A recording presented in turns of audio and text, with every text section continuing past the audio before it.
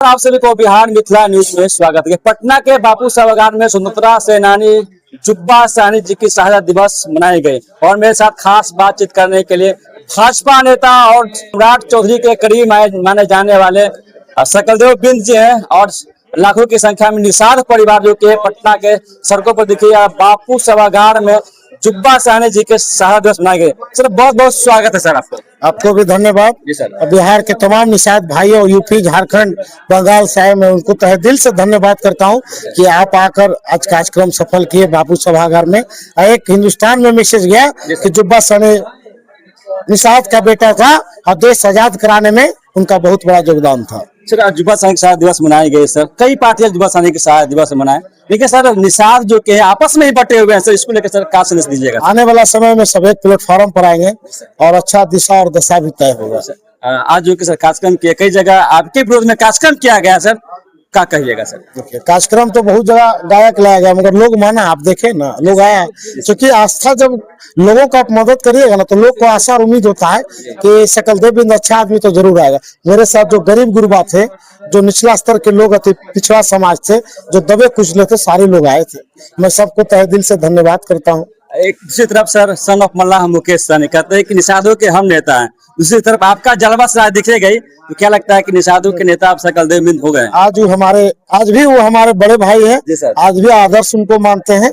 उनका रास्ता अलग है, मेरा रास्ता अलग है, उनका राजनीति करने का तरीका अलग है और मेरा राजनीति करने का तरीका अलग है। राजनीति सही दिशा और दशा लेके चलता है, समाज को लेके चलता है। तो बिहार में मेरा तीसरा वादी है, एक नंबर में किसी का वादी मुस्लिम समुदाय का, दूसरा किसी का वादी है वो यादव समुदाय का है, तीसरा किसी का वादी बिहार में है तो निषाद समुदाय का वादी है। अब सोच लिए 243 विधायक में मेरा तीसरा वादी है तो कम से कम 50 से 60 विधायक मेरे समाज से होना चाहिए था। मगर ये दुर्भाग्य है, कहीं ना कहीं नेता का सूझबूझ के कारण लोगों से सलाह नहीं ले पाया।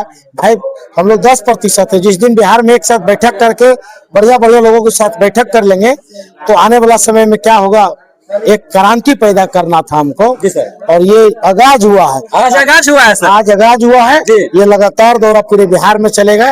एक ऐसा क्रांति लाएंगे कि राजनीति में हक और अधिकार हमको मिलेगा। सर जल छत्र है सर, जल छत्र को पुरानी मांग है सर निषादों की आरक्षण, लगातार मुकेश सहनी भी निषाद के आरक्षण की बात करते हैं सर, आप बात कीजिए कि नहीं सर?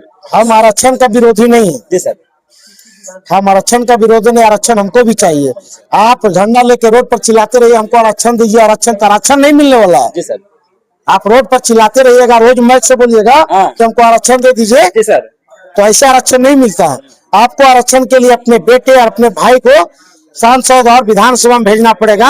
विधानसभा और सांसद में जब तक आवाज नहीं उठाएगा तब तक आरक्षण नहीं मिलने वाला है। रोज सकलदेव बिंद बैठ जाएगा जब तक हमको आरक्षण नहीं तब तक किसी से समझौता नहीं, ऐसे आरक्षण नहीं मिलेगा भाई। आप संसद और विधानसभा में जब तक आवाज नहीं उठाइएगा तब तक आरक्षण आपको नहीं मिलेगा। आज देखिए 10% जनरल को आरक्षण लेने का जरूरत पड़ा, सांसद पूरा एक तरफ हो गया, आरक्षण मिल गया। उसी तरह मेरे समाज का जब तक विधानसभा में विधायक नहीं जाएगा, लोकसभा में सांसद नहीं जाएगा, तब तक आरक्षण नहीं मिलेगा। एक बार हम बैठ जाए हमको आरक्षण चाहिए, आरक्षण चाहिए, आरक्षण उसे नहीं मिलता। इश्यू को लेकर son of Mallah Mukesh Sahani party बनाए थे VIP और सर आपका भी संगठन है सर, जल क्षेत्रीय आप कहलाते हैं सर, आपका भी संगठन है, क्या सर उस संगठन से आप क्या मैदान में उतरेंगे आने वाला चुनाव में? मेरा ये मकसद है कि मेरा समाज कैसे विकसित हो, नहीं कि समाज पूरे बिहार का समाज, आज आपको नहीं पता है भाई जी, पूरे बिहार का समाज 100 करोड़ रुपया खर्च किया किसी को नेता बनाने में। कोई ऐसा व्यक्ति नहीं है जो मोटरसाइकिल से चलता है 10,000, 50,000, 1 लाख, 5 लाख, 10 लाख खर्च नहीं किया। 1 अरब रुपया बर्बाद हुआ किसी को नेता बनाने में और लोगों को काफी उम्मीद था कि ये नेता बनेगा तो मेरे समाज का दुख और दर्द खत्म होगा। मगर 10 साल 15 साल तक लोग आशा देखते रह गए। आज ऐसा स्थिति है मेरे समाज का कि जो भी नेता कुर्ता पजामा पहनता था सबके पैसा समाप्त हो गया। आज देख लीजिए, आज 6 महीना पहले आरती गुप्ता को कोई लोग नहीं जानता था, आज मात्र 1%, 1.5% आबादी है भाई। एक बैठकर अपने समाज के साथ संगठन बनाकर तय कर आज 1 सीट सहरसा में जीत गया, 3 सीट लिया महागठबंधन से। आज सदन में पगड़ी बांध कर पगड़ी बांधता और कहता जब तक ताती ततवा का रक्षण नहीं तब तक किसी से समझौता नहीं। नेता वो हुआ 6 महीना में अपने समाज का दुख दर्द समझ रहा, वो नेता हुआ। आप 15 साल से नेतागिरी कर रहे हैं, समाज तो मर गया। कब थाना सुनेगा, कब एसपी डीएसपी सुनेगा? जब तक आप सरकार के अंग नहीं रहिएगा, जब तक आप विधायक विधान पार्षद सांसद नहीं रहिएगा, तब तक आपका कोई सुनने वाला बिहार में नहीं है। आज मेरा ये स्थिति बिहार में सबसे निचला स्तर पर हम जीते हैं।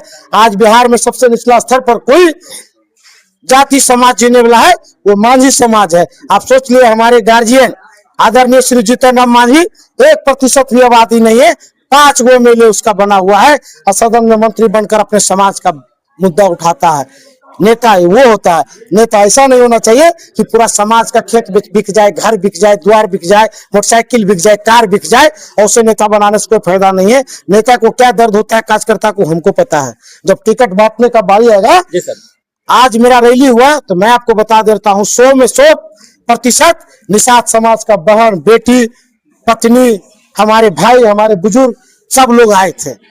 और जब हम नेता बनेंगे तो अपने समाज को लात मार के भगा देंगे। अरे भाई, अब तो भाजपा का कटावा नेता करीबी है सर। अरे भाई पहले सुन लीजिए ना, करीबी है उसका अलग बात है।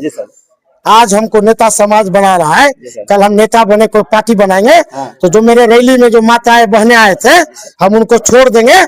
अन्य समाज को कुर्सी पर बैठ के तय करेंगे दोसर समाज से कि किसको टिकट देना है। उस समय सकल देवी को बहुत दर्द होता है। यही आदरणीय हमारे बड़े भाई बैठकर तय करता अपने समाज के साथ कि मेरे साथ महागठबंधन के लोग अन्याय कर रहा तो हम लोग दिशा और दशा बदल देते। 3800 जिला अध्यक्ष से बैठा करते कहीं ना कहीं यही उनको ले डूबा। कोई समाज से कोई नेता से नहीं पूछता है कि किसको टिकट देना नहीं टिकट देना। मैं आपको बता देना चाहता हूँ कि 4 गो चुनाव लड़ा, 2 विधानसभा 2 लोकसभा। आप बताइए तकरीबन 40 गो लोकसभा 40 गो सीट से चुनाव लड़ा विधानसभा लोकसभा में, एक भी हमारे बड़े भाई के साथ है।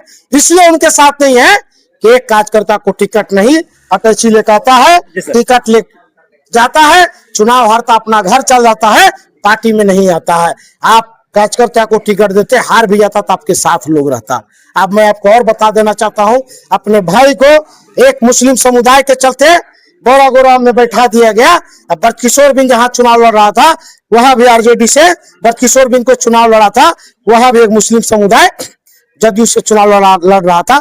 आप एक मुस्लिम के साथ 7 सिलेंडर कर दिए कि आरजेडी वहां चुनाव जीते, तो कैमूर में आप क्यों नहीं सिलेंडर किए कि वहां बरकिशोर बिन भी चुनाव जीते। आप आरजेडी महागठबंधन कहीं ना कहीं लोग को आपस में लड़ाते हैं। निषाद समाज में कोई नेता पैदा नहीं हो बेटा हो, इसीलिए उनका ये मनसा उनको लेके डूबा।